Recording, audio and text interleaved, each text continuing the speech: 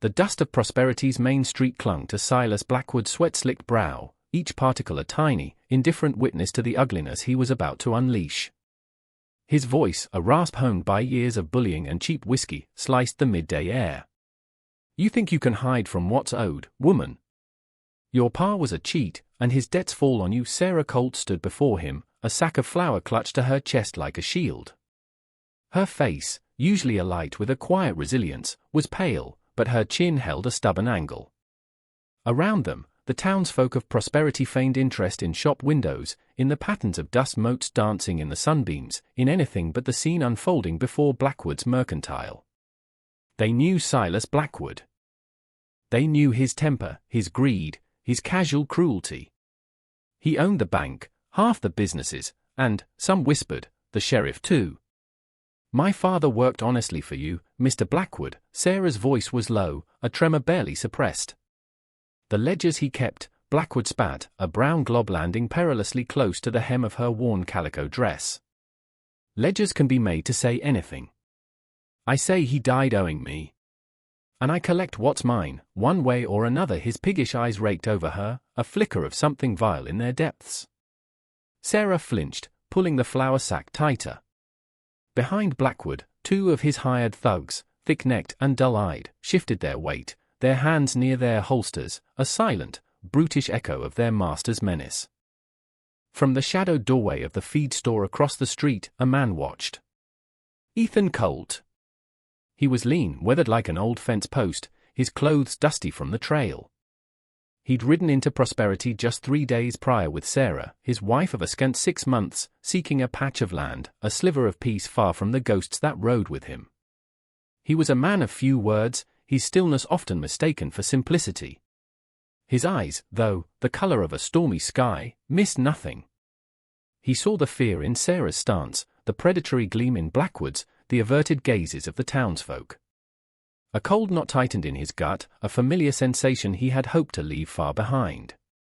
"I have no money, Mr. Blackwood," Sarah said, her voice small but firm. "We barely have enough for seed." Blackwood laughed, a harsh, grating sound. "Then you'll pay in kind. Perhaps some work up at my ranch." For a long, long time his meaning was unmistakable, and a wave of revulsion rippled through the silent onlookers, though none dared to voice it. Sarah recoiled as if struck. "I will not." The quiet defiance in her tone seemed to snap something in Blackwood. His face purpled.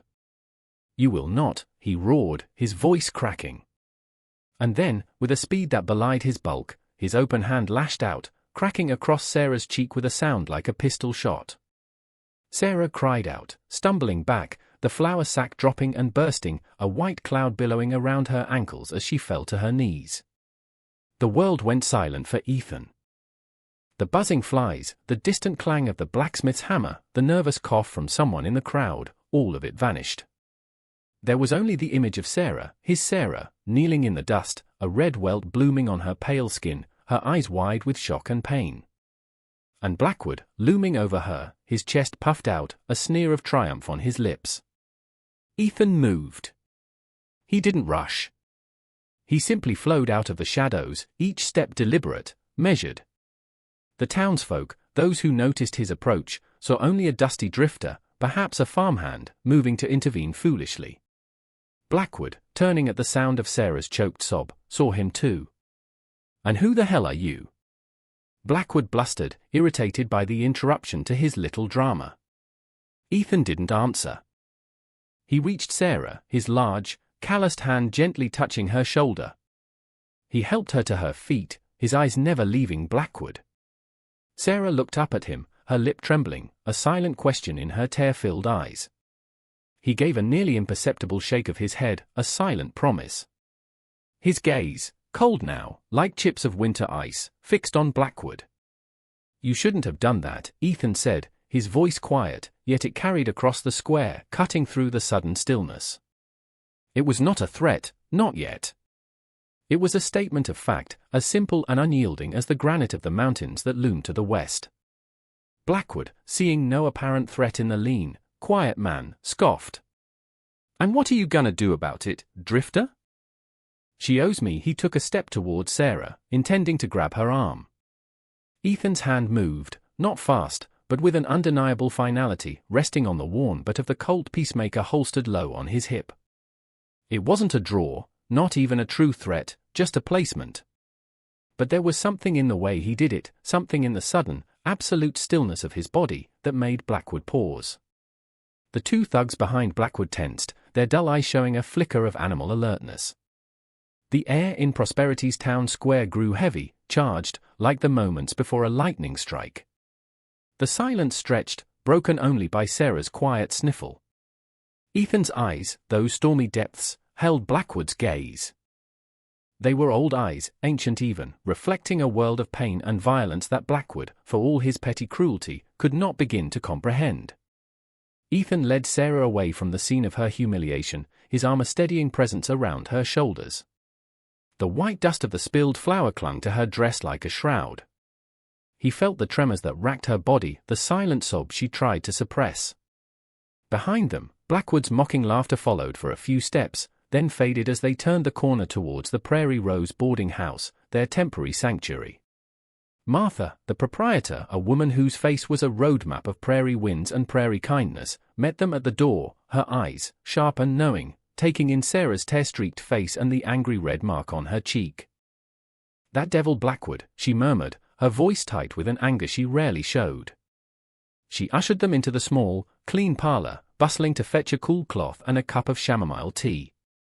Ethan settled Sarah onto the worn horsehair sofa. He knelt before her, taking her trembling hands in his. His touch was surprisingly gentle for a man whose hands looked as though they'd wrestled granite and won. "Are you all right?" he asked, his voice still low, but the cold edge was gone, replaced by a deep, aching concern. Sarah nodded, then shook her head, fresh tears welling. He said he'd make me work it off." "Ethan, I can't." She couldn't voice the degradation Blackwood had implied. "He won't touch you again," Ethan said. The words were a vow, spoken with a chilling certainty that made even Martha, listening from the doorway, pause. There was a quality to his stillness, a coiled energy beneath the calm, that hinted at depths unseen. Sarah looked into his eyes, searching. She had married Ethan Colt knowing he was a man with a past, a shadow in his gaze that spoke of sorrows he never shared. She had seen the scars on his knuckles, the way he sometimes stared into the distance as if seeing phantoms. But she had also seen the goodness in him, the fierce loyalty, the desperate yearning for peace that matched her own. "Who are you, Ethan?" she whispered, the question not one of accusation, but of a dawning, fearful understanding. He looked away then, his gaze drawn to the window, to the dusty street beyond. "Just a man trying to build a life, Sarah. With you," but the simplicity of his words felt like a carefully constructed wall. Martha quietly set the tea down. "Silas Blackwood is a cancer on this town," she said, her voice firm. "He thinks he owns everyone and everything. Sheriff Brody, well, the sheriff tries, but Blackwood's got deep pockets and a long reach." Later that evening, as twilight painted the sky in hues of purple and bruised orange, one of Blackwood's thugs, a lanky youth named Jed, sauntered up to the boarding house. He carried a fresh sneer and a message. "Blackwood says the offer still stands for the missus," Jed drawled, lounging against the porch railing, spitting tobacco juice near Martha's petunias. "Or, he says, maybe her man wants to discuss it. Man to man." Sundown tomorrow, in front of the saloon, Ethan stood in the doorway, a silhouette against the fading light. Jed couldn't quite make out his expression. "Tell Blackwood I'll meet him," Ethan said, his voice flat, devoid of emotion. Jed, emboldened by Ethan's lack of visible reaction, smirked. "He also said to tell you he enjoys breaking things that think they're strong." After Jed swaggered off, Martha looked at Ethan, her brow furrowed with worry. "Ethan, you don't have to face him. We can leave. Go further west." Ethan shook his head, a slow, deliberate movement. His eyes, when he turned back into the lamplight of the hallway, seemed to hold the darkness of 1,000 starless nights. "Running doesn't stop men like Blackwood, Martha. It just lets them fester." He walked past her, towards the small room he shared with Sarah. He found her sitting by the window, staring out at the sliver of moon. The red mark on her cheek had faded to a dull ache, but the fear in her eyes was fresh. He sent a man, she said, her voice barely a breath. I heard Ethan sat beside her, not touching her, but his presence was a tangible thing, a shield. Tomorrow, he said, this ends. Sarah turned to him, her gaze intense. How, Ethan? He has men. He has power here. What can one man do? Ethan finally met her eyes. The pain in them was a mirror to his own, a pain he had carried for so long it felt a part of his bones. Sometimes, he said, his voice rough, one man is all it takes. If he's the right man. Or the wrong one, depending on who's asking. He rose and went to the small, battered satchel he kept under the bed. From it, he pulled a worn leather gun belt. The Colt Peacemaker nestled in its holster gleamed dully in the lamplight. It looked old, cared for, an extension of the man himself. He didn't strap it on. He just laid it on the bed, a silent testament to a life he had tried to bury. Sarah watched him, her heart heavy with a terrible premonition. The man she had married, the quiet farmer, was fading, and in his place stood someone else, someone colder, harder, someone forged in a fire she could only imagine. The ghosts she had sensed in him were no longer distant apparitions, they were crowding into the small room, their whispers filling the silence. The next morning, the town of Prosperity awoke with a palpable sense of dread. Word of Blackwood's challenge, and Ethan Colt's quiet acceptance, had spread like wildfire. Sheriff Brody, a man whose weary face told of too many compromises made in the name of a fragile peace, found Ethan sitting on the porch of the boarding house, sipping coffee, the peacemaker now strapped to his hip. It didn't look ostentatious, or even threatening in the bright morning sun. It simply looked right. As if it belonged there. Colt, Brody began, his voice hesitant. This business with Blackwood, it's not worth getting killed over. Ethan took a slow sip of coffee, his gaze fixed on the far end of the street where the saloon, Blackwood's chosen stage, stood. It's not about worth, Sheriff. It's about what's right. He put his hands on my wife. Brody sighed, rubbing his temples. He was an older man, his star tarnished by years of looking the other way while Blackwood tightened his grip on the town. Blackwood's got at least 4 men with him usually. They're not exactly choir boys. Ethan nodded. I know I can't officially sanction a gunfight, Colt. But?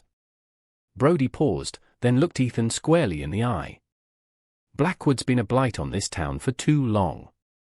If a man were to persuade him to change his ways, or perhaps leave Prosperity for good, I might find myself looking very intently at some paperwork in my office. A flicker of something, respect, perhaps, or a desperate hope, passed through the sheriff's tired eyes. Ethan gave a curt nod. Understood, Sheriff. Brody lingered a moment. There are whispers about you, Colt.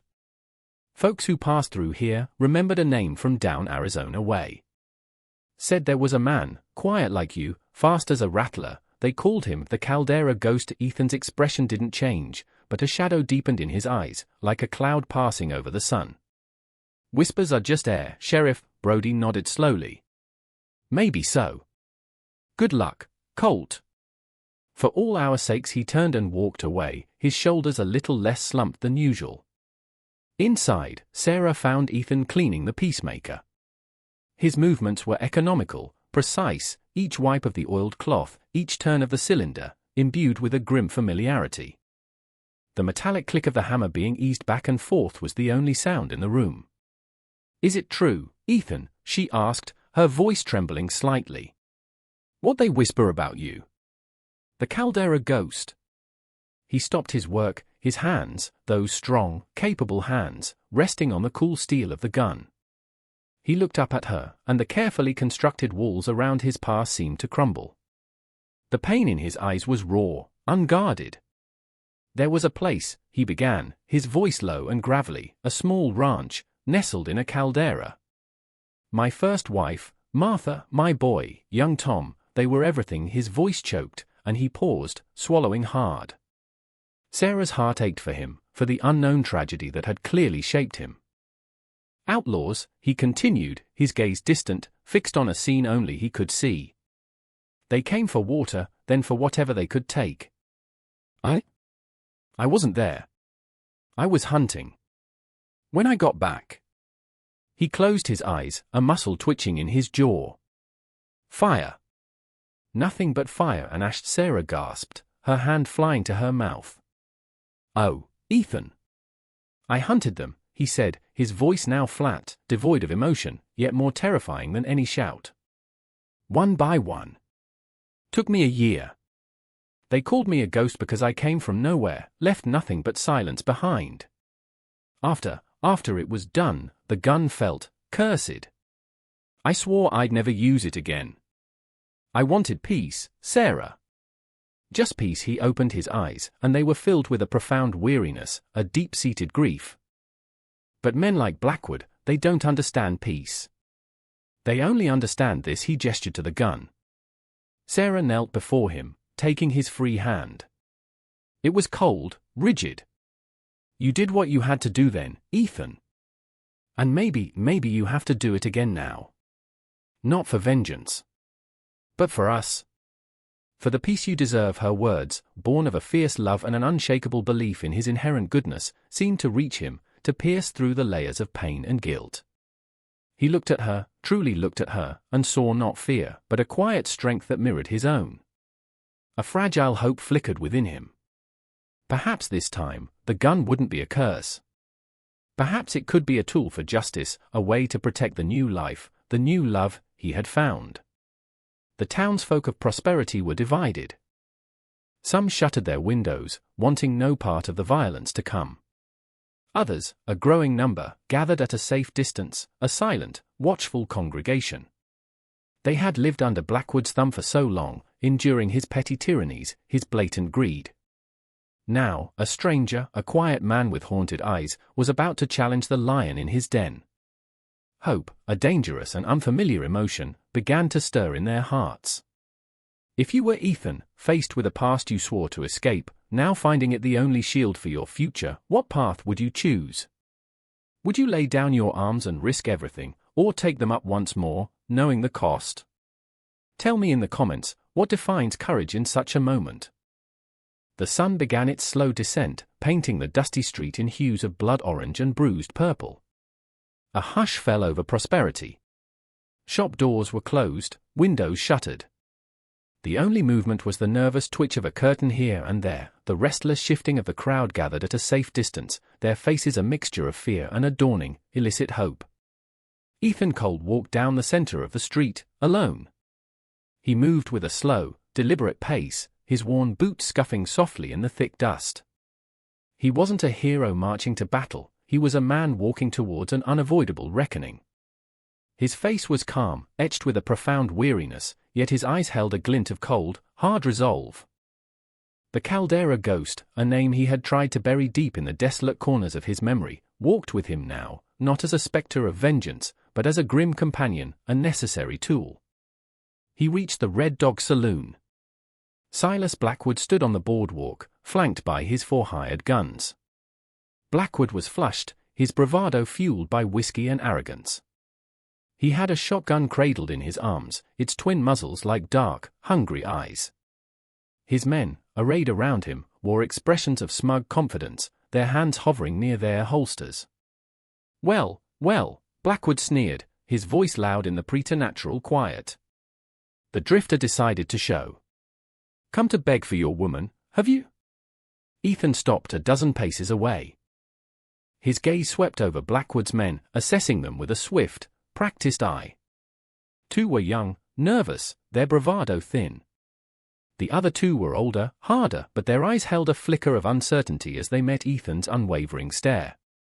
I'm here to tell you, Blackwood. Ethan's voice was low, yet it carried clearly in the still air, each word precise, like a carefully aimed shot. You'll not bother my wife again. And you'll not trouble this town again. Blackwood threw back his head and laughed, a harsh, grating sound. You? And who's gonna make me? You and what army, drifter? He gestured with the shotgun. This is my town. Ethan's hand rested lightly on the butt of his peacemaker. This town deserves better. Talk is cheap, Blackwood snarled, his face contorting with rage. He was used to instant obedience, to cowering fear. This quiet defiance, this utter lack of intimidation from the man before him infuriated him. "Jed! Billy! Show this fool what happens when he disrespects me." The two younger thugs exchanged a nervous glance, then, spurred by Blackwood's roar, their hands darted for their guns. They never cleared leather. Ethan's draw was a blur, a whisper of motion too fast for the eye to truly follow. The peacemaker seemed to leap into his hand, an extension of his will. Two shots rang out, so close together they sounded almost as one. Jed cried out, clutching his right shoulder, his gun clattering to the dust. Billy yelped, grabbing his thigh, and stumbled backwards, his face a mask of shock and pain. Neither wound was fatal, but both men were instantly out of the fight. The crowd gasped, a collective intake of breath. Sheriff Brody, watching from the doorway of his office, felt a grim satisfaction. This was not a brawl, this was an execution of skill, precise and terrible. The remaining two thugs, seasoned though they were, hesitated, their eyes wide. They had seen gunfights, but they had never seen anything like this. The sheer, chilling speed, the absolute certainty of the man before them. Blackwood, momentarily stunned, roared in fury, leveling his shotgun. "Damn you!" Ethan didn't even glance at the shotgun. His peacemaker was already swinging towards the two remaining thugs. "Drop them," Ethan's voice was like a whip crack. "Or you'll join your friends," one of the thugs, his nerve breaking, threw his gun into the dust, his hands shooting up. The other, made of sterner, or perhaps stupider, stuff, tried to bring his pistol to bear. Ethan's third shot disarmed him as neatly as the first two, the bullet tearing the gun from his grasp, sending it spinning through the air. The man yelped, staring at his stinging, empty hand. Now it was just Ethan and Blackwood. Blackwood, his face a mask of disbelief and sputtering rage, still held the shotgun. You can't." Ethan took a slow step forward, the peacemaker steady in his hand, aimed not at Blackwood's heart, but at the center of his chest. "It's over, Blackwood." For a moment, Blackwood's eyes darted around, looking for escape, for support, but his men were downed or disarmed, and the crowd, once cowed, now watched with a silent, expectant judgment. His bluster deflated, leaving behind a core of pure, pathetic fear. The shotgun suddenly seemed too heavy in his hands. He could see the abyss in Ethan Colt's eyes, the unyielding promise of an end he had so freely dealt to others but never imagined for himself.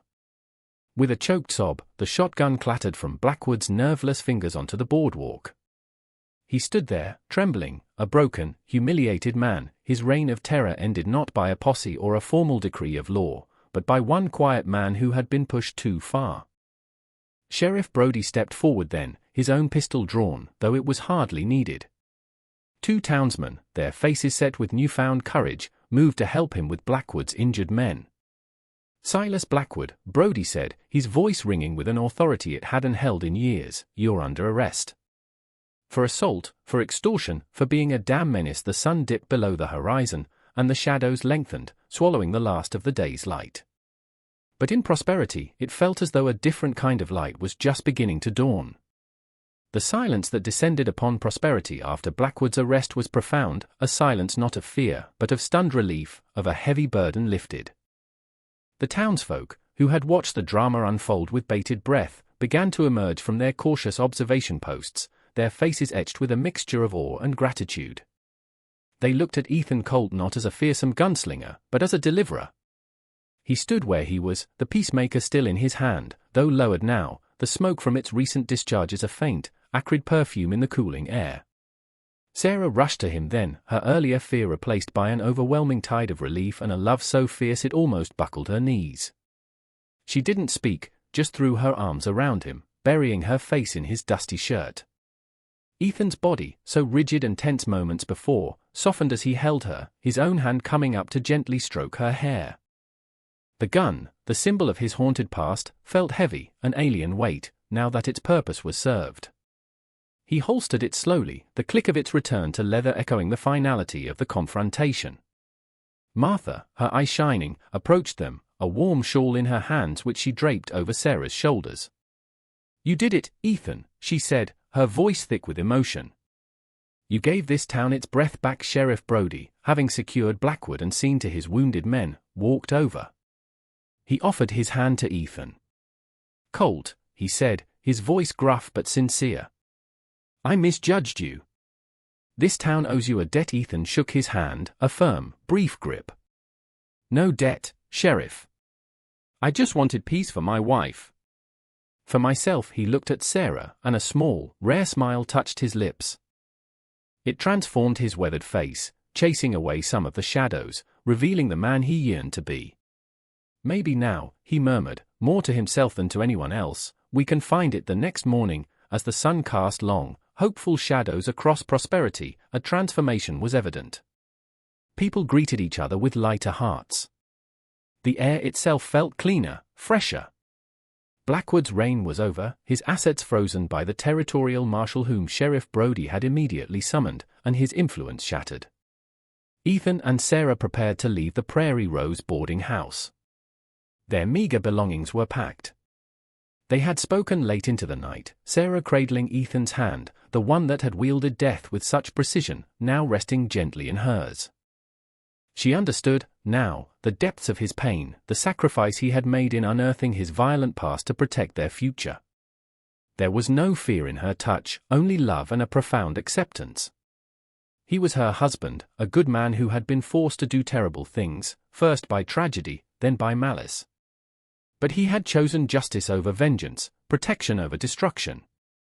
As they stepped onto the porch, several townsfolk were gathered, the blacksmith, the storekeeper, even a few ranchers who had suffered under Blackwood's thumb. They didn't offer effusive thanks. These were not people given to grand gestures, but their respect was palpable in their steady gazes, in their quiet nods. The blacksmith pressed a newly forged set of horseshoes into Ethan's hand. "For the road," he said. "May it be a peaceful one." Martha hugged Sarah tightly. "You find that little piece of land, you hear? And you build a life. You both deserve it." Ethan helped Sarah onto their wagon. He looked out at the small crowd, at the town that was, for the first time in a long time, looking towards a brighter future.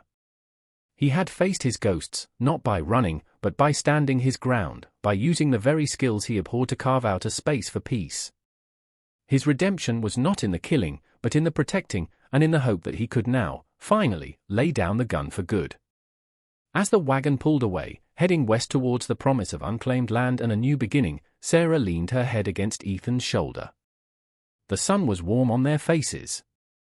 The Caldera ghost was laid to rest, not in a grave of ash and sorrow, but in the quiet strength of a man who had chosen love, and in the resilience of a woman who had seen the protector beneath the pain.